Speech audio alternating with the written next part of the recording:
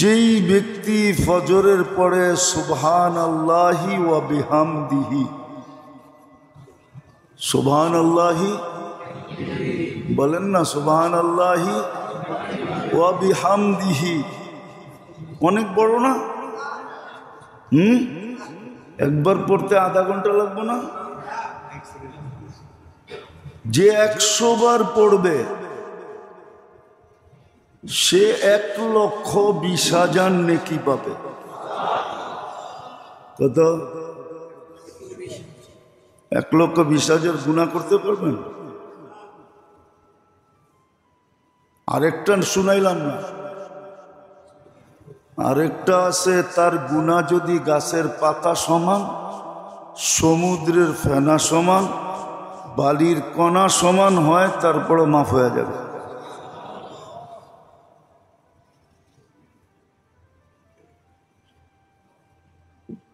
একবারে বললেন। এই দুরূদ যে 3 বার পড়ে, আস্তাগফিরুল্লাহ আল্লাযী লা ইলাহা ইল্লা হুয়াল হাইয়ুল কাইয়্যুম ওয়া আতুবু ইলাইহি, লা হাওলা যেতে হবে না। কঠিন? 3 বার পড়লে সব গুনাহ মাফ, সমস্ত গুনাহ মাফ। এক সাহাবী পড়তেছিলেন, মাগফিরাতুকা আওসাউ মিন যুনুবি রহমাতুকা আরজা ইনদি মিন আমালি। আল্লাহ রসুল দূরের থেকে শুনতেছিলেন, আল্লাহ রসুল বলতেছেন আরেকবার পড়, তো আরেকবার পড়ছে। আল্লাহ রসুল বলছে আরেকবার পড়, আরেকবার পড়ছে। কয়বার হইল? আল্লাহ রসুল বলতেছে তোর পিছনের সব মাফ। কঠিন? হায় হায়, সত্য তো এটাই ছিল। সত্য তো এটাই ছিল, সত্য তো এটাই ছিল যে মুসলমান এগুলাই করবে, আর মুসলমানের সুখ শান্তি দেখা মানুষ অন্যেরা ঈর্ষা করবে, আর টাকা দিয়া হইল এই শান্তি কিনা নিতে চাবে, এই শান্তির সমাজে থাকতে চাবে। এটাই ছিল নিয়ম। কিন্তু আফসোস, বুঝেই তো পারি না, বুঝতেও পারি না, না আমি বুঝতে পারছি না আপনাদেরকে বুঝাইতে পারছি। এই জন্য মেরে দোস্ত, আল্লাহ ছাড়া আমাদের জীবন চলবে না। কেননা আপনাকে সদিচ্ছায় মুসলমানের ঘরে পাঠাইছেন, সদিচ্ছায় উম্মতে মুহাম্মদী বানাইছেন। বিদায় আপনার বিধান অন্যের বিধান এক হতে পারে না। বিদায় আপনার জন্য সবচেয়ে বড় আল্লাহ সঙ্গে থাকলেই চলবে। আর আল্লাহর থেকে দূরে সরানোর এটাও আল্লাহই জানাইয়া দিয়েছেন, নাহলে আমাদের জানার কোনো রাস্তা ছিল না যে শয়তান আমাদেরকে আল্লাহর থেকে দূরে সরায়। আর আল্লাহ যদি প্রতিকার না দিতেন তাহলে আমাদেরও, কেন ওরে তো চোখেই দেখা যায় না, ঠিক না? কি বাঁধবেন তো বাঁধবেন কোন দিক দিয়া? ধরবেন তো ধরবেন কি করে? ও ধরার ঊর্ধ্বে, ছোঁয়ার ঊর্ধ্বে, দেখার ঊর্ধ্বে, ঠিক না? আজ পর্যন্ত কেউ দেখছে নাকি? একজন বলে শয়তানের চিত্র আঁকছে, চিত্র তো ভাবছে শয়তান তো চিত্রটা ওরমই হইব, ঠিক না? কি মনে হয় বোঝেন না? কি চিত্রটা ওরকম? কিরকম? বিদগুটে, খারাপ, ঠিক না? ভয়ঙ্কর। তো বাইবে একটা চিত্র আঁকছে, তো ওইখানেই দেখতেছে একজনে দাঁড়ায় দাঁড়ায় চিত্র দেখতেছে, সুদর্শন চেহারা, সেমন দাড়ি, সেমন পাগড়ি, সেমন জুব্বা। তো জিজ্ঞেস করছে, ভাই তুমি কি এই চিত্র? যার চিত্র আঁকছে আমি সে, যার চিত্র আঁকছে আমি সে। তোকে তো দেখতে এত সুন্দর দেখা যায়, আর তোর চিত্রটা এরকম কেন? কওয়ালে কিন কলমদার কাফে দুশ্মন আস্ত। কি করব, কলম তো যখন আঁকছে তখন আমার হাতে ছিল না, দুশ্মনের হাতে ছিল। দুশ্মনের হাতে বিদায়, ওর যেরকম মনে চাইছে এরকম আঁকছে। আমার হাতে থাকলে তো আমি আঁকতাম আমার মতোই, ঠিক না? তো শয়তান তো ধরাও যায় না, ছোঁয়াও যায় না, দেখাও যায় না।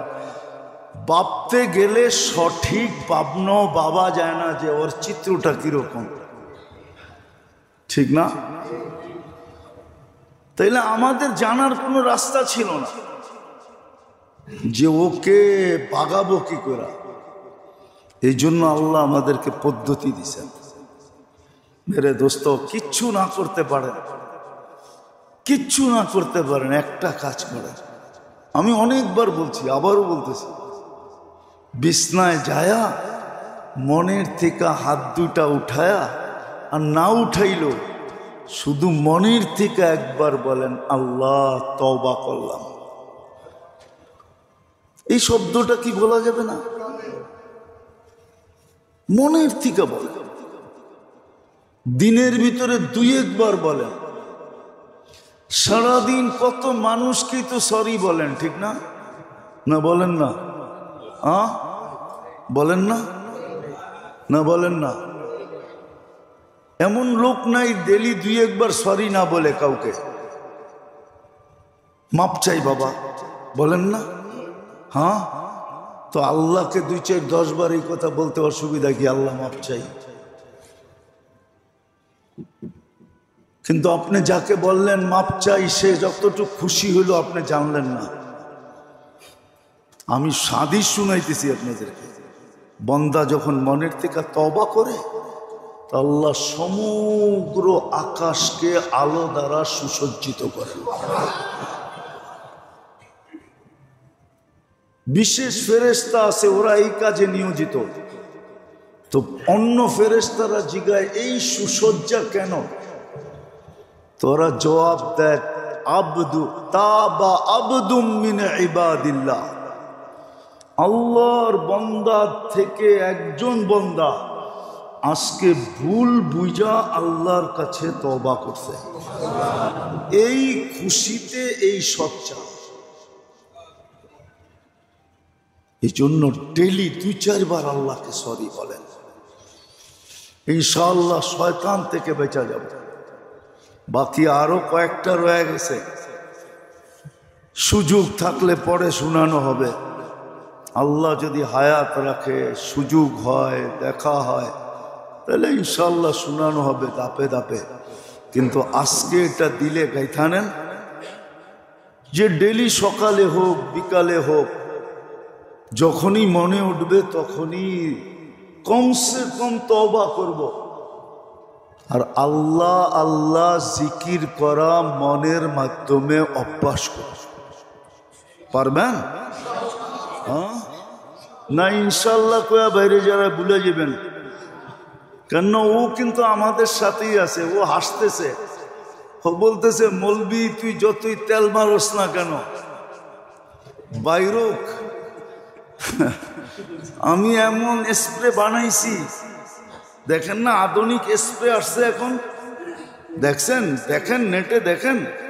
আপনারা তো আমার চেয়ে বেশি দেখেন, ঠিক না? আধুনিক বিভিন্ন ধরনের স্প্রে আসছে। স্প্রে চিনেন তো? পুরা রং উঠানের স্প্রে, কত কিছু যে মানুষ বানাইতেছে কেমিক্যাল দিয়া। শয়তান কয় তোরা যতটি বানাস আমি সুপারটা বানায় থুয়া দিছি। মৌলবি যতই তেল মারস না কেন বাইরেতে দে এক স্প্রে সব সাইজ। কি এটাই হবে? হ্যাঁ হ্যাঁ, এটাই হবে। এটার জন্য দোয়া আছে, লা হাওলা ওয়ালা কুওয়াতা ইল্লা বিল্লাহ। এটা আরশের ভান্ডার থেকে এই উম্মতকে আল্লাহ দিছেন। লা হাওলা ওয়ালা কুওয়াতা ইল্লা বিল্লাহ। কসম খোদা, এটার আমেল তো কেউ হয় না। যদি কেউ আমেল হইতে পারে এটা, খোদার কসম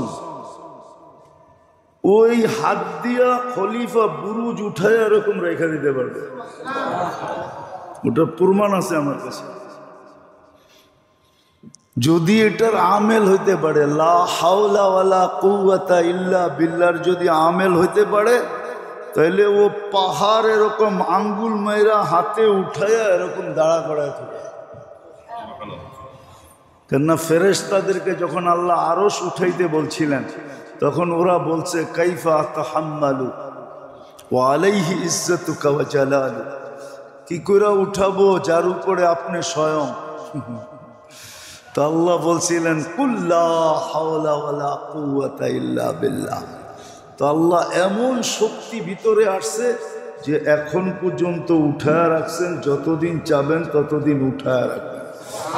এই কথা প্রমাণ করে যে লা হাওলার যদি আমেল হইতে পারে, তাহলে কসম খোদার দুনিয়ার যে কোনো ওজনদার জিনিস সে আঙ্গুলের ইশারায় উঠায় রাখতে পারবে। কিন্তু আমেল হইতে হবে, শুধু পড়লেই হবে না। সব জিনিসের ডোজ আছে, ডোজ আছে না, মাত্রা আছে, ঠিক না? আপনাকেও মাত্রা শিখতে হবে। আল্লাহ আমাদেরকে আমল করার তৌফিক দান করেন। ওমা আলাইনা ইল্লাল বালাগ।